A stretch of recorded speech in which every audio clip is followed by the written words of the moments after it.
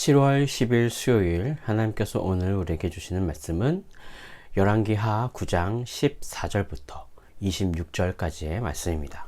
봉독하겠습니다. 이에 님시의 손자 여호사밧의 아들 예후가 요람을 배반하였으니 곧 요람이 온 이스라엘과 더불어 아람의 왕 하사엘과 맞서서 길랏 라못을 지키다가 아람의 왕 하사엘과 더불어 싸울 때에 아람 사람에게 부상한 것을 치료하려 하여 이스라엘로 돌아왔던 때라. 예후가 이르되 너희 뜻에 합당하거든 한 사람이라도 이 성에서 도망하여 이스라엘에 이르러 가지 못하게 하라 하니라.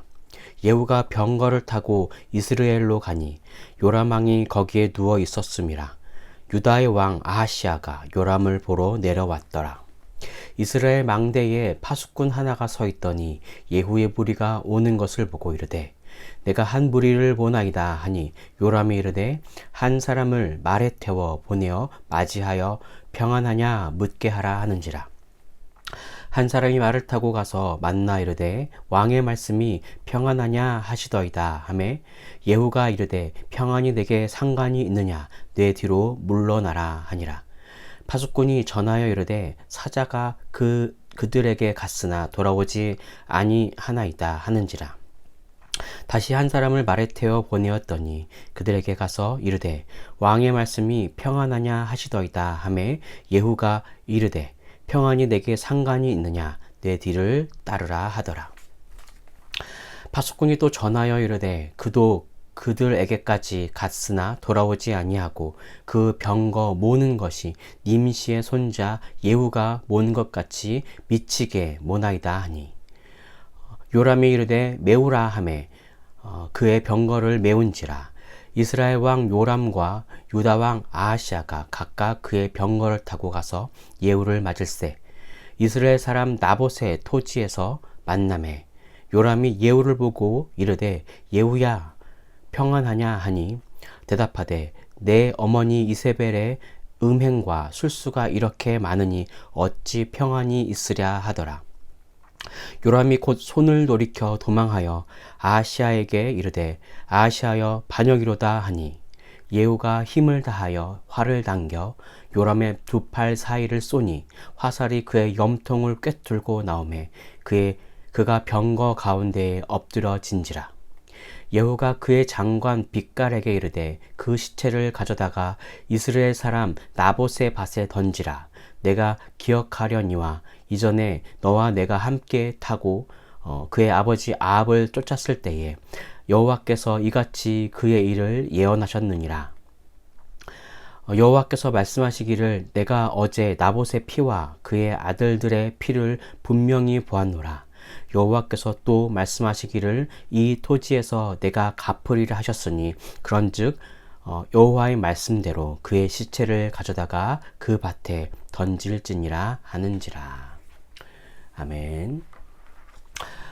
어제 새벽은의 본문을 통해서 우리는 엘리사가 보낸 그 선지 생도로부터 여호와께서 사명과 또 기름 부으심을 받은 그 예후는 부상을 당해 전선에서 물러나 있는 그 요람 왕이 없는 그 전장에서 군 지도자들의 지지를 받게 되었음을 살펴보았습니다. 이제 오늘 본문 14절부터 16절을 보시면 예후가 하나님의 뜻에 따라 요람에 대한 반역을 모의합니다. 아람과의 전쟁 중에 부상을 당하여 이스라엘 궁에서 치료를 받고 있던 요람에게 알려지지 않도록 조치를 취한 다음 요람을 처단하기 위해서 군사를 이끌고 이스라엘로 향합니다. 이어서 17절과 20절에서는 파수꾼으로부터 무리들이 성으로 오고 있다는 보고를 받은 요람 왕이 사자를 보내 평안하냐라고 물어보며 전쟁의 상황이 어떤지를 들으려고 했던 것 같습니다. 그렇지만 그 왕의 사자들이 오히려 예후에게 가담하여 돌아오지 않자 21절에서 24절을 보시면 요람이 예후의 그 반역을 알지 못한 채 아군으로 여기고 자신이 직접 예후를 마중하러 나갑니다. 엘리야를 통해 하나님께서 예언하셨듯이 나봇의 포도원에서 예후를 만난 요람은 예후에 의해 그 아버지 아합과 비슷한 죽음을 맞게 됩니다. 하나님의 심판의 그 연관성을 느낄 수 있는 부분이라 할 수 있겠습니다. 마지막으로 25절부터 26절에서는 요람의 시체를 나봇의 포도원에 던져 그 엘리야의 예언을 성취한 사실을 보도하므로 이 일이 여호와께서 예언하신 일들이 실현되고 있음을 나타내고 있습니다. 자, 그럼 오늘 본문을 통해서 주시는 메시지입니다. 첫째, 사명을 받은 자는 신속하며 신중하여야 합니다. 엘리사의 제자를 통해 기름 부음을 받고 여호와의 말씀을 듣고 사명을 받은 예후는 지체하지 않고 신속히 행동합니다. 군대 무리로부터 인정을 받고 왕의 휴양지였던 이스라엘에서 아람과의 전쟁 중에 부상을 당해서 치료받고 있던 요람을 향해 즉시 달려갑니다. 길랏 라못에서 이스라엘까지는 하루를 꼬박 달려야 하는 위치에 있다고 합니다. 하지만 무작정 앞뒤 재지 않고 달려가기보다 이 반역이 새어나가지 않도록 잘 단속을 하면서 또 뜻을 함께하는 사람들을 결속시킨 후에 신속한 조치를 한 다음에 그 다음에 출발하였습니다. 우리는 가끔 교회 일이나 사명이라고 받은 일들을 감당할 때에 덮어놓고 앞만 보고 달려가는 경우가 종종 있습니다. 오늘 본문의 예후는 신속하지만 신중한 모습을 보여줍니다. 이 사명이 잘 이루어질 수 있도록 예후는 최선의 조치를 해 놓았습니다. 이스라엘에 다가가서도 왕이 보낸 사자들을 향해 어영부영 대답하였다면 아마 이 예후의 반역을 요람은 파악할 수도 있었을 것입니다. 하지만 이 예후는 아주 담대하게 그 사자들을 설득하고 자신을 따를 것을 명령합니다. 또 얼마나 예후가 담대함으로 신속하게 달려왔던지 그 이스라엘의 파수꾼이 이렇게 말을 할 정도죠. 병거 모는 것이 미치게 모나이다 라고 보고할 정도였습니다. 이렇게 예후는 담대하고 신속할 수 있었던 그 이유는 무엇이었을까요?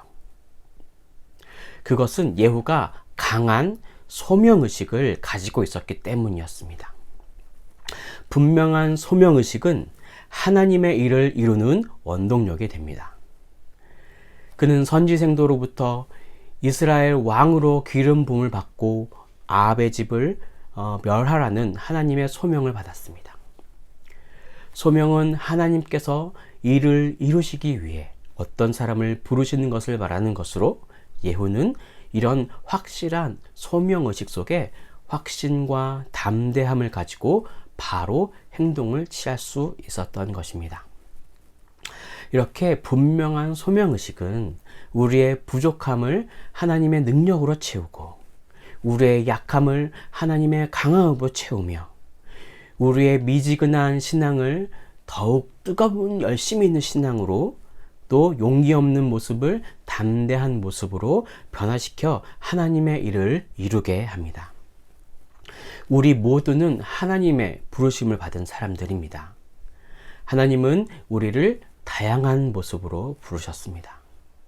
각자에게 주어진 이 부르심의 분명한 소명의식을 가지고 하나님의 일을 멋지게 이루어 가시는 저와 우리 모두가 되기를 간절히 바랍니다.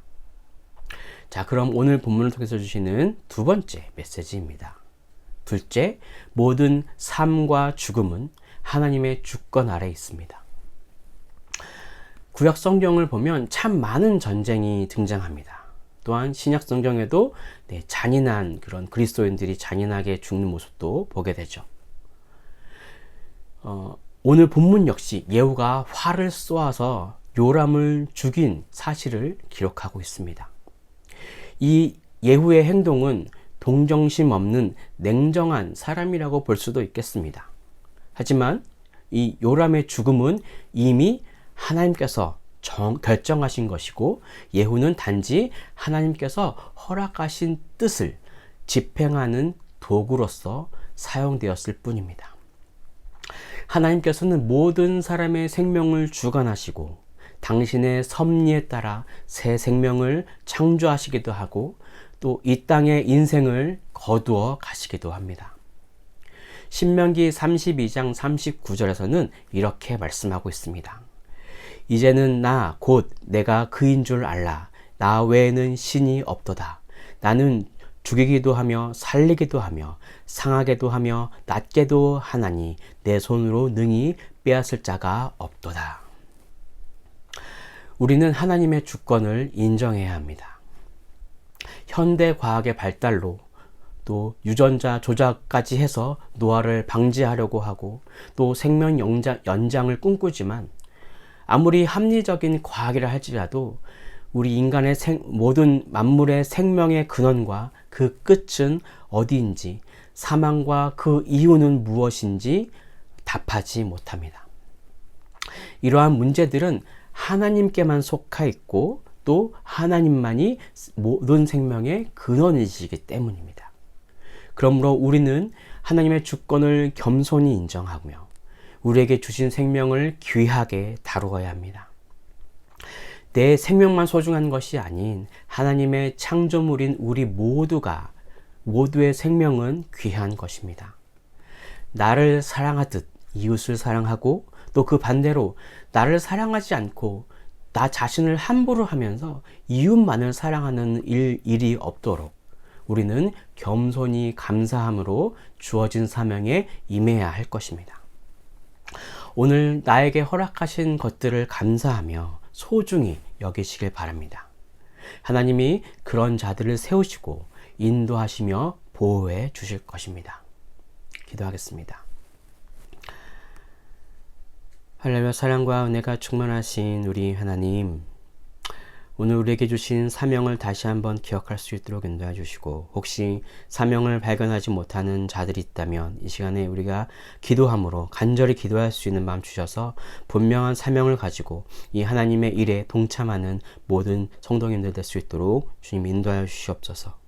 그래서 예후처럼 사명받은 자로서 결단하며 즉각 순종할 수 있는 마음 허락하여 주시고 또한 이것이 모든 생명과 모든 죽음은 하나님께 있음을 하나님의 주권 아래 있음을 고백하며 나아가는 그런 겸손한 우리들이 되기를 소망합니다. 부르심에 겸손함으로 순종하는 우리들의 모습을 다시 한번 일으켜 주시고 이제는 하나님의 그 사역에 함께 동참하는 그런 멋진 주님의 자녀로 나아갈 수 있도록 주님의 사명자로 나아갈 수 있도록 인도하여 주시옵소서. 이 모든 것을 믿으며 살아계신 예수 그리스도의 이름으로 기도드립니다. 아멘.